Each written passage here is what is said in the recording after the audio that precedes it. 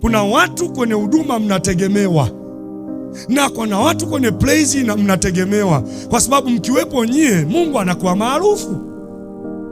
Hapa siongei hela, siongei sijui kitu gani, ninaongea kuhusu hata maombi.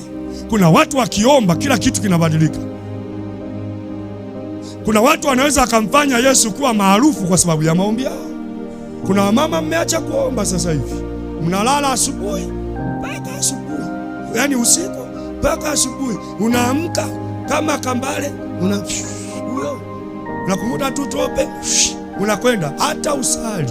Mungu aliwahi niambia kanuni, kabla hujatoka kitandani sema unahitaji nini kupe.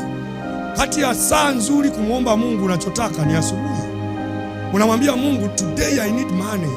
Hapo utakuja kugundua mpaka jioni kuna hela umeikusanya. Hapo utakuja kugundua ni kwa sababu ulimtanguliza yeye ambaye anatakiwa kutanguliza. Kuna mahali anasema hivi, tafuteni kwanza ufalme wake na haki yake, na mengine yote mtazidishiwa. Kuna watu leo wanaishi kwenye level ya kuzidishiwa. Mtafute maarufu ili akufanye kuwa maarufu kama unahitaji umaarufu. Alafu niwaambie tu ukweli, kuwa maarufu sio dhambi, kuwa tajiri sio dhambi.